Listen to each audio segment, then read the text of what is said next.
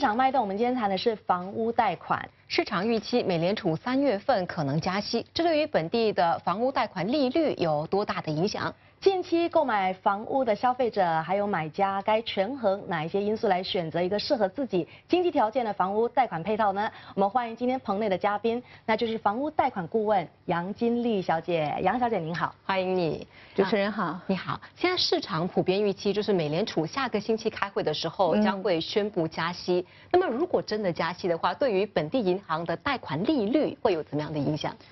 其实我们应当是讲美联储对我们的影响是掷地有声啊。他们只要是今天宣布加息的话，我们收到了这个消息，很可能第二天我们就会做出反应，最多是我们再给他2、3天的时间，我们就会推出一个新的配套。那么我们知道这个美国联邦储备局在去年12月来实行了将近10年来的第2次加息，那么市场有预计这个加息的步伐还会在今年加快。所以杨小姐在这个利率环境不稳定的情况下，买家如果要购买房子，要进行房屋贷款的话，有哪些关键的因素要特别的留意？其实我觉得对于买主来讲呢，就是要对自己的这个对于房贷的承受能力呢有一个非常正确的认识。其实我们在帮他们算这些贷款，就是说所谓的 TDSR 总贷款比率的时候呢，我们已经把这个因素考量在里面了。就是说我们在看他们的承受的能力的时候呢，已经是以就是说压力测试3.5来测试他们的还贷能力，而不是就是说像一般的这些客户他所理解的我今天拿到是多少的利息，所以呢，我们已经是一个用很谨慎的方法，比较保守，来就是说测量他们这个贷款的能力，这是第一方面。但是对于客户来讲呢，当然我们涨到3.5呢是一个非常极端的一个情况，至少呢他们应当是以2或者是2.5这个压力，就是说这个利息水平呢来看一下自己那个时候的房贷呢可能会每个月月供是多少，那承受是不是还在自己的承受范围之内，这个是就是说首先要考虑的。当然了，就是说我觉得从大方面来看呢，因为美国经济虽然是好转，但是其实亚洲的经济呢并不是一个非常乐观的一个情况啊，所以就是说可能这样的话呢，大家还是要最好能够把包括房贷在内作为一个生活开销呢有一个自己一笔积蓄了或者是 CPF 有一个不错的一笔积蓄来，就是说接下来9个月或者是1年呢都可以来供这个房贷，我觉得这样是最为保守，是那么保险。没错，那么以目前的情况来看如果我现在要购买祖屋，我是应该先考虑建屋局的贷款，目前是2.6%嘛，对，还是应该考虑银行的贷款？对，因为就是说我们在这个2017年budget的时候呢，大家都知道，就是说我们政府其实是相当于给这些转售祖屋的人的这个首付呢多了一些钱哈，这样的话呢解决我们首付的部分了。但是以银行贷款来看呢，我们并没有什么特别大的一个变化。那么就是说，一般的来说呢，如果HDB 就是说建屋局或者是跟银行，我都能拿到我想拿的那个理想的贷款的数额，比如说是40万也好，还是50万也好，两方都可以给我这样一个贷款数额的情况之下呢，我认为当然应当是要考虑就是说银行的贷款，因为银行的贷款很低。第二呢，非常稳定是。杨小姐也准备了一张图表，可以进一步的通过这个图表的画面来进一步的详细说明。好的，来看一下好的，那我们看一下，基本上呢，我们的 HDB 的贷款呢，就是建屋局的贷款利率呢，一直是处在2.6的这个水平，因为这是根据法律的规定呢，建屋局的贷款利率是在我们的CPF 的普通户头上面加一个0.1，所以呢，它其实是浮动的，但是非常稳，一直在2.6这个水平。但是以银行来看的话呢，它于是上上下下都会有浮动，有时高有时低，这个是银行贷款的一个，就是说它跟建屋局比起来这个贷款是有一定的相当大的浮动性。是一般上理解是这个样子的，而且买家也需要符合一些条件，对不对？当然，另外，如果说买家不符合 HDB 建屋发展局提供给贷款的这个申请者的条件的话，那么就必须去向银行贷款了。对这个时候，如果贷款的这个买家要买的是 BTO 的话，你会建议他们选择浮动利率还是固定的利率？基本上呢，我觉得以我的个人情况来看哈，那我还是像一般我的客户会推荐一个浮动的利率，但是这个浮动利率呢，并不是一个一般的，就是说比较不稳的这种啊，所以我们一般是推荐呢利息比较低，同时又比较稳的浮动利率来向他们推荐。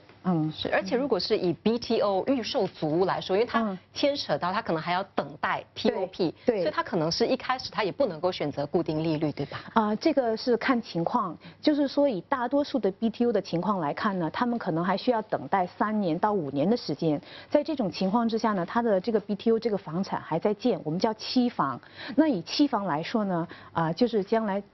不管它是HDB 还是 private property，就是私人房产，它只能够选择浮动的利息，它是无权选固定利息的。只有在这个房子呢，因为现在有一些客户他买的是 BTO 呢，叫 balance flat， 就是他已经建好了，只是他还没有卖出去，所以这个时候买呢，他已经建好了，那么他们就有权选固定的利息，也有权选浮动的利息。是，那如果是购买转售组屋的话，买家方面你会建议他们选择固定利率还是浮动利率？我觉得就是说，基本上的一个大的宗旨呢，就是要看固定利息和浮动利息它们的差价是怎么样的。我们来看看这个图表。好的，会比较简易。好的。那么大家可以看到，这个固定利息呢，它在前3年的时候呢，都是固定在1.88，但是这个浮动利率呢，跟18个月定存利率挂钩的话呢，它的实际利息是1.48，也就是说它每一年差了0.4%。如果就是说以一个40万左右的贷款来说呢，这个差价就是相当于1年有1600块钱，这是1年而已哦，3年下来就很多钱了哈。浮动利率当然就比较低啦。对，所以这么看来，浮动利率是比较有优势的。但是浮动利率的配套它又有很多种，我们再来看另外一个图表来解释一下。其实浮动利率呢，它其实走过一个非常长的一个历史。最早期呢，我们是从所谓的现行利率，就是 board rate 开始做起的。这个 board rate 呢，其实是基本上是属于不透明的。因为这些银行呢，一般都是上市银行，他们只是对整个股东利润呢要做出一个责任，所以我们并不知道他们如何操作，但是他们需要涨息，他们就是通知我们就可以了。所以在2006年的时候呢，这个现行利率其实涨的是蛮多的那个时候经济也不好那很多人就向 MAS 反映嘛，所以 MAS 要求全部的银行呢，就是说大家要透明化一些。在这个倡议之下呢，我们才在2007年底推出了这个新元银行同业拆息率 SIBOR 还有掉期利率 SOR 来配套的这个利息，这两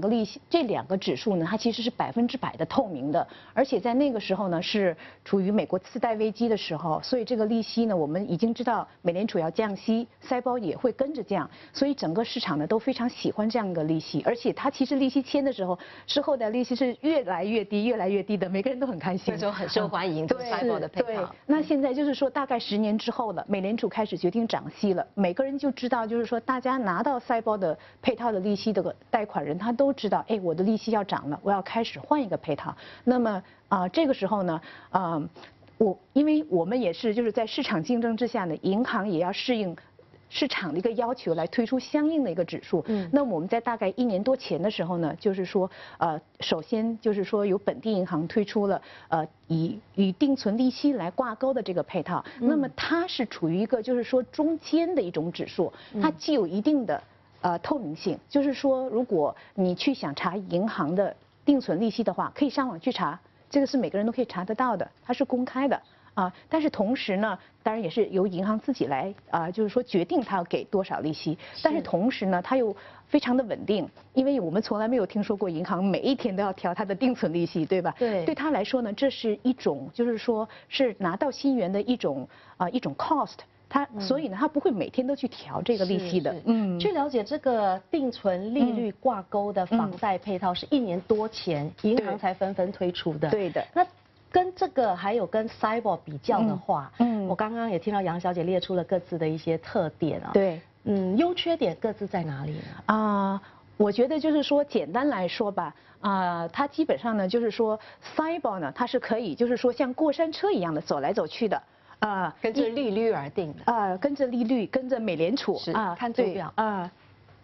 跟着美联储来一直就是说，你看它可以在Greenspan 当台的时候，我们可以跳到3点多的，都是可以跳得到的。它主要和美元汇率跟美国利率挂钩的。对，就是我们基本上讲的就是美联储，没错这个它的利率。那定存利率呢？定存利息其实它是相当稳定的，这个是其中我们的一个红线对，这是其中一个例子了哈。这个是36个月的定存利率，大家可以看得到是说，在05年、06年的时候，其实我们的那个时候的利息大概是0.925到1之间，就是说它的变动的区间是非常非常窄的，非常稳定的一个指数。是，而如果像前几年已经签署了 SIBOR 的配套的投资者，你会给他们什么样的建议呢？如果可以没有锁定期的话，那么能换就换一下吧。